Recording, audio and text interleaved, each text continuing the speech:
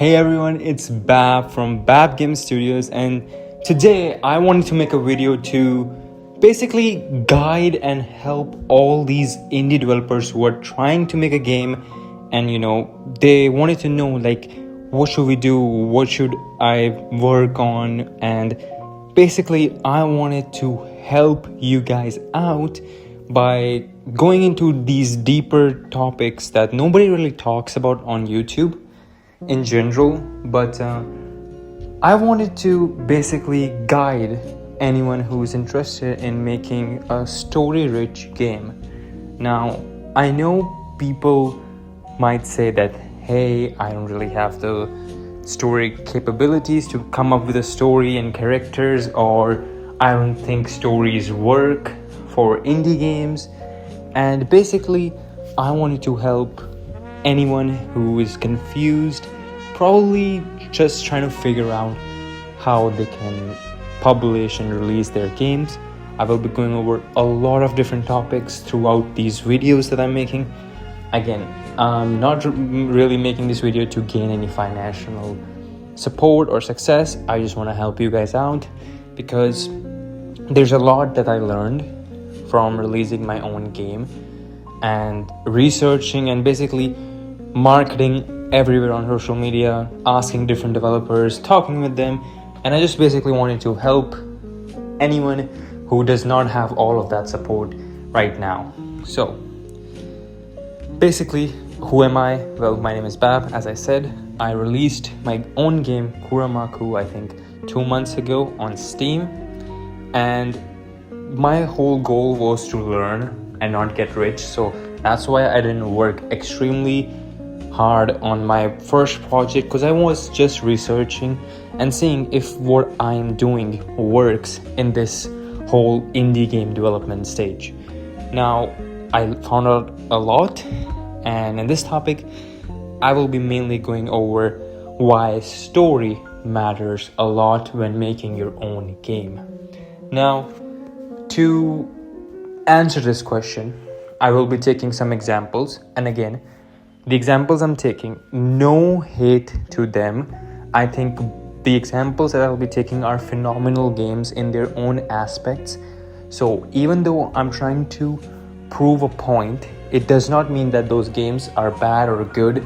I just feel like those games are doing good in the genre and perspective they're doing. Now, these both games that I will be talking about are both indie games. So the first one being Don't Play This. Now, this game recently released, I think a month ago almost, and it's basically a horror game with 5 different stories, and the main concept is that there isn't any story. The game is filled by huge loud jump scares, and if you guys have watched anything about or any gameplay of this game, it looks phenomenal. On paper, it looks phenomenal, it looks scary, and it does its job perfectly, which is to scare the people, since it's a horror game. Horror games, which I'm deeply in love with, tend to scare people. Now, of course, there's more to the game than just scaring. A good horror game really depends on the story behind the horror. Now, story matters a lot, which is why my next game that I will be comparing Don't Play This with is, I think, Tai Lung's The Scourge. I'm totally mispronouncing that name. I'm so sorry for that. But it's a Vietnamese horror game which focuses on the story alongside the horror. Now, this game is a phenomenal game. It's brilliant in the story writing it does. And again, I don't want to spoil anything for both of the games, okay? But I'll just give a brief description of, there's this main character who is having these weird dreams, and his parents and his sister just pass away, and he's trying to reconnect and learn what happened, what went wrong, and through that he's falling through these different dimensions and all of that stuff. It's a very good game, and it was an amazing experience. Now, why am I talking about these two games specifically? Mainly because I want to go over the one factor that matters the most, which is how much did these games make. Now, listen to me, okay? So, I'm going to give both of these games fairness. They did amazingly well, and even way better than how my own game performed, all right? And, that's at the end of the day what you guys are looking for. Now, if you guys ask me, what do I mean by how much these games earned?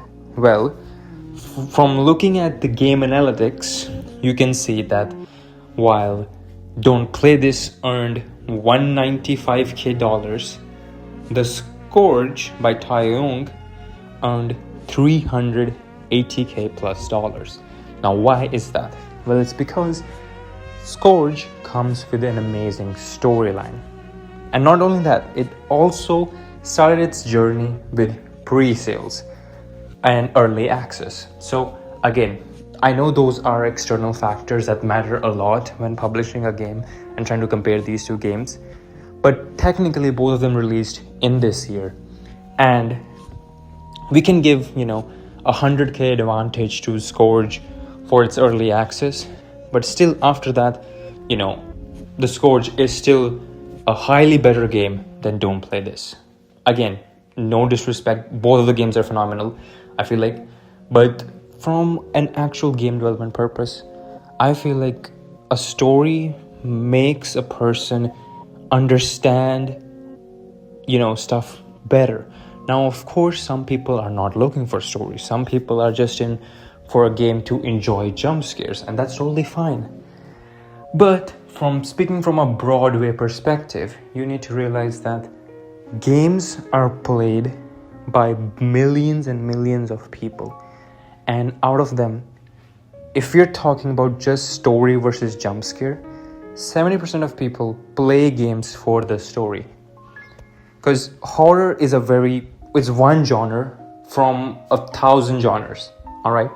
And what makes it that is that if a game's story is good, no matter if a person is into horror or not, he would play the game just because he feels like the story is something that feels intriguing to him. But if the game, for example, is just jump scare based, well, you're only limiting yourself to horror fans.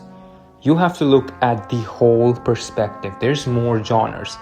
And the best thing to do when making your game is to make sure that even if you are going into one genre, see how many other genres you can take with yourself.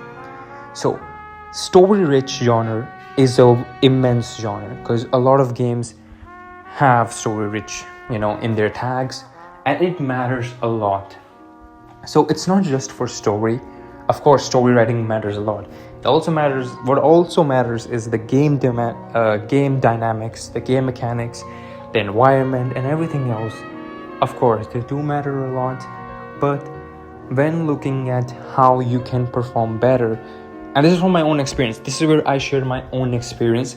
Kuromaku, it's not a good game in terms of graphics, all right? I made this game with using like 40% of game assets, which I'll admit, it's not something that game developers should do, which is use free assets. They should make your own assets, which is what I'm doing for my next project, which I will share pretty soon actually.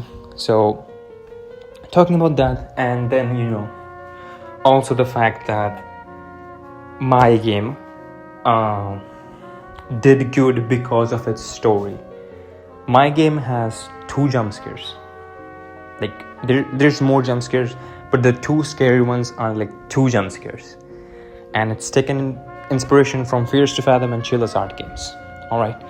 Now you scrap away all of that. What's left is my game's story. I don't want to spoil my game, obviously. I do want you guys to go play it if it's something you're interested in. It has 3 endings. It was a story piece. People loved the story.